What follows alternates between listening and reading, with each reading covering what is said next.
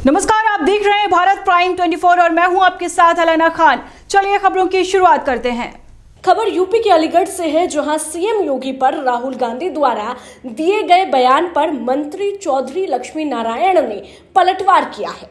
उन्होंने कहा है कि राहुल गांधी धर्म अधर्म कुछ नहीं जानते हैं, वह इसकी परिभाषा ही नहीं जानते। उनकी बुद्धि पर हमें तरस आता है।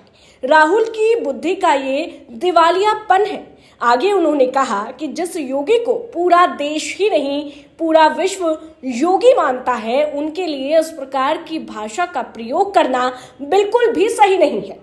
आगे उन्होंने कहा कि प्रदेश सरकार बेरोजगार लोगों को लगातार रोजगार के लिए प्रोत्साहित करने का काम कर रही है।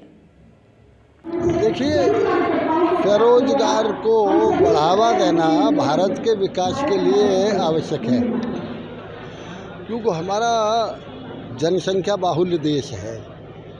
सभी को सरकारी नौकरियां नहीं हो सकती। कोई भी देश जब तक स्वयं स्वावलंबी नहीं होगा तब तक विकसित नहीं हो सकता। स्वरोजगार के लिए भारत सरकार और उत्तर प्रदेश सरकार अनेक कार्य, अनेक योजनाएं बनाई हैं। MSME को बढ़ावा दिया है और एक जिला एक OPOD को बढ़ावा दिया है। इसलिए स्वरोजगार के द्वारा ही ये बेरोजगारी का समाधान भी होगा और हमारी देश की प्रगति भी होगी और एक्सपोर्ट करने के लिए हमारे देश के आगे चल के प्रसिद्धि भी होगी। खबर यूपी के मुरादाबाद से है, जहां योगी सरकार के अल्पसंख्यक कल्याण मंत्री दानिश आजाद अंसारी मुरादाबाद पहुंचे, जहां उन्होंने समाजवादी पार्टी पर जमकर हमला बोला। दानिश अंसारी ने कहा कि सपा में आम जनता को गुमराह करने की होड़ लगी है, लेकिन अब जनता गुमराह होने वाली नहीं है। प्रदेश की जनता अब शिक्षित और जागरूक हो गई है, वह अपना भला बुरा जानती है। इसलिए अब सपा के नेताओं को जातिगत राजनीति से बाज आ जाना चाहिए। आपको बता दें कि असम में बाल विवाह करने वालों के खिलाफ हो रही कार्यवाही को लेकर सपा सांसद डॉक्टर ST हसन ने कहा था कि बीजेपी में मुसलमानों को टॉर्चर करने की होड़ लगी हुई है, जिस पर मंत्री दानिश आजाद ने पलटवार किया है। एक सवाल था मेरा, अखिलेश जी ने योगी जी को चैलेंज किया है रामचंद्र मानस के कुछ दोहे पढ़ने के लिए। भाजपा को चैलेंज कर दिया कि वो फर्जी भाजपा है। देखिए, समाजवादी पार्टी ने हमेशा जाति धर्म मजहब के नाम पर राजनीति की है और जनता ने इसीलिए समाजवादी पार्टी को नकार दिया है। अभी भी समाजवादी पार्टी इन बातों को नहीं समझ रही है।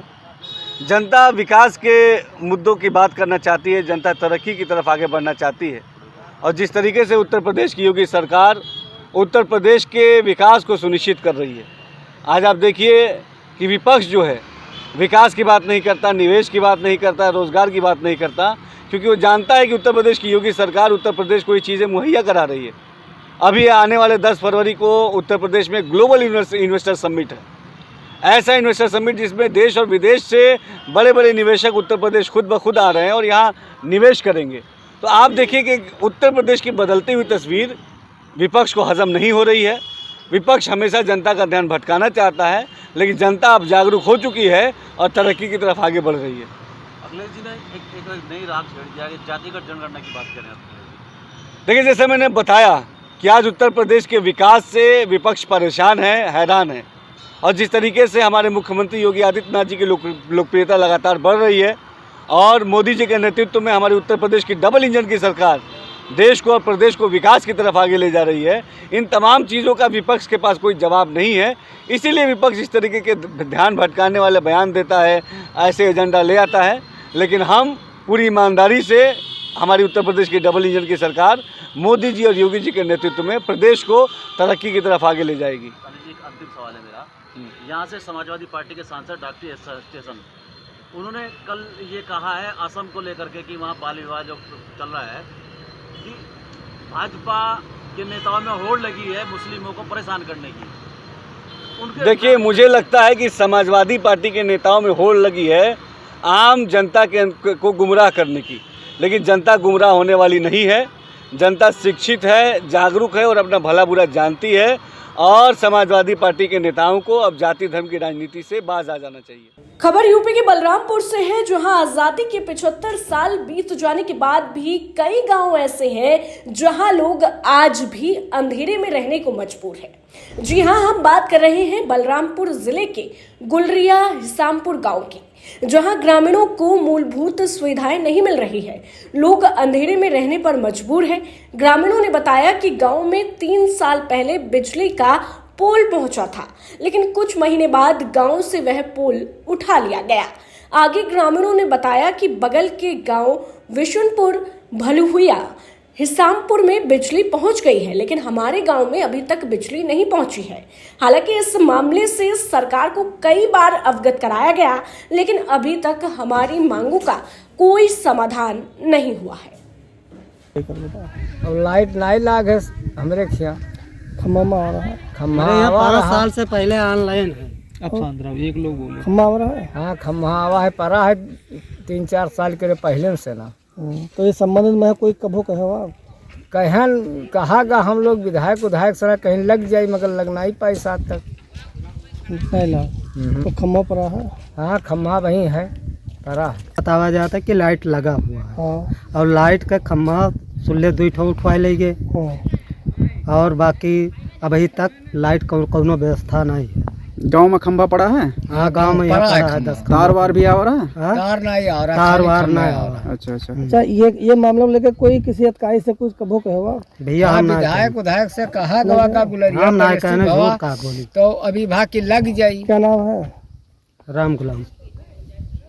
खबर यूपी के रामपुर से है। आपको बता दें, रामपुर के पटवाई कोतवाली क्षेत्र से, जहां घोसीपुरा गांव की एक विधवा महिला की जमीन को उसके भतीजे ने बेनामा करा लिया है। बताया जा रहा है कि महिला की 15 बीघा जमीन शाहबाज क्षेत्र के किशनपुरा गांव में है और उसके भतीजे ने जमीन का पेंशन बनवाने के नाम पर धोखाधड़ी कर अपने नाम बेनामा करा लिया है।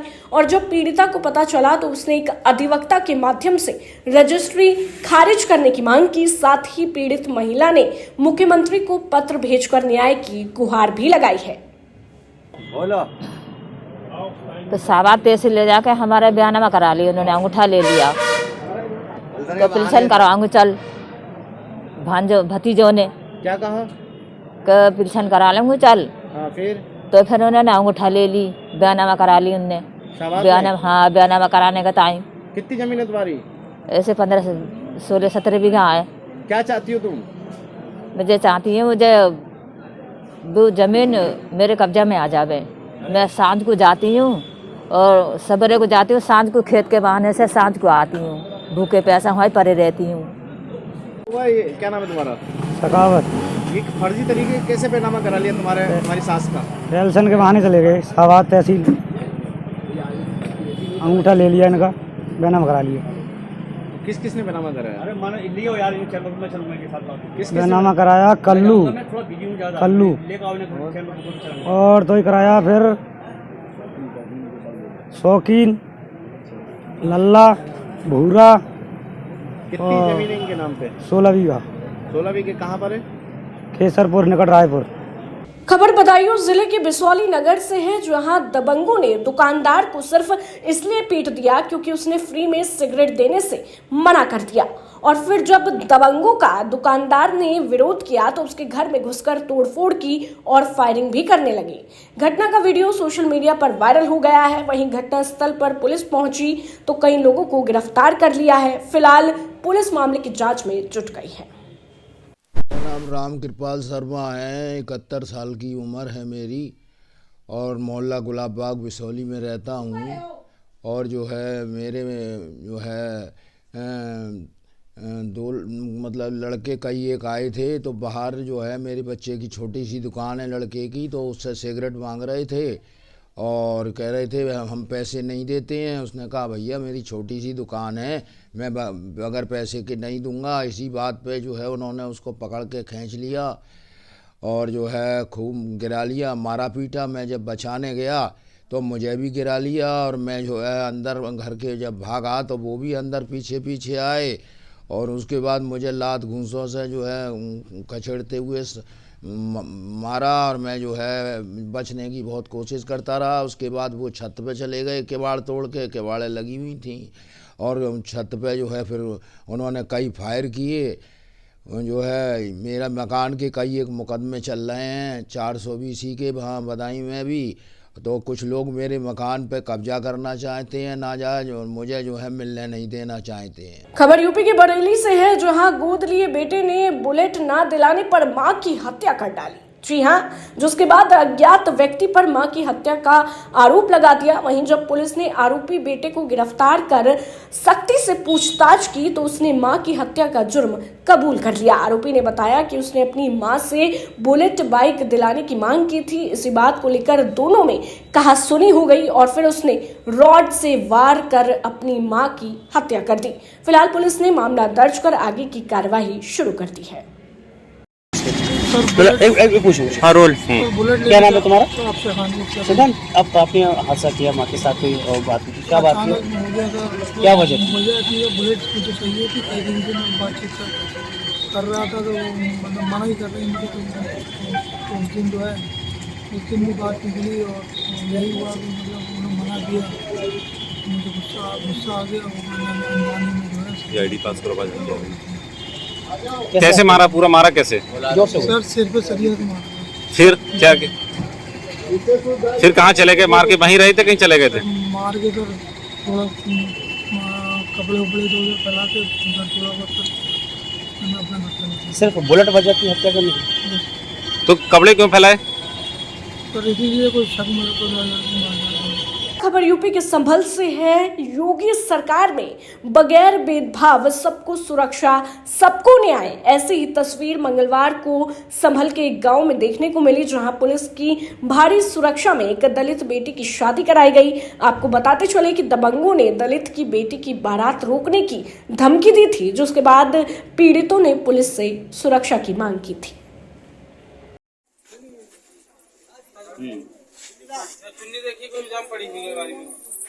सर आज मैं बहुत खुश हूँ क्या मीडिया वालों ने और पुलिस ने और समाज ने मेरी बारात और गांव वालों ने बारात चढ़वाई है। बड़ी सुख शांति से बारात आई है दरवाजे पे, मेरे पे कोई बात नहीं हुई है और मैं इस बात से बहुत ही खुश हूँ सर कि मुझे मान सम्मान दिया है आप लोगों ने।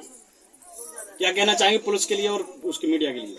मैं कोटि कोटि प्रोग्राम करती हूँ। अच्छा, पुलिस का सहयोग पूरा रहा आपको? पूरा रहा पुलिस का सहयोग। पुलिस साथ रही बारात के? साथ रही है पुलिस के, और दोपहर भी आके हमारी सारी वो करी है और जहाँ से बारात चढ़ना स्टार्ट हुई है हमारे दरवाजे तक पुलिस तैयार रही है। मतलब आपकी बारात में कोई दिक्कत, कोई अड़चन नहीं? कोई हलचल नहीं आई है। सही, बिल्कुल आप खुश हैं? हाँ खुश हूँ सर, बहुत ही ज्यादा खुश हूँ और सबसे ज्यादा मीडिया वालों ने मेरी बहुत ही सहायता करी है।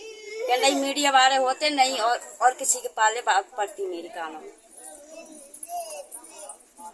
पुलिस से आज आपकी बेटी की बारात चढ़ी है, कोई दिक्कत क्या परेशानी? क्या कहना चाहेंगे? मैं ऐसे कहना चाहूँगा कि पुलिस प्रशासन ने मेरा बहुत अच्छा साथ दिया है और मैं हाथ जोड़कर उन्हें निवेदन करता हूँ सबसे ज्यादा मीडिया वालों के लिए, पुलिस प्रशासन के लिए और सब मेरा जो उन्होंने राजनीति की है और मैं बहुत खुश हूँ सर। और फिलहाल मेरे साथ इस बुलेटिन में इतना ही। बाकी तमाम बड़ी खबरों के लिए देखते रहिए भारत प्राइम 24।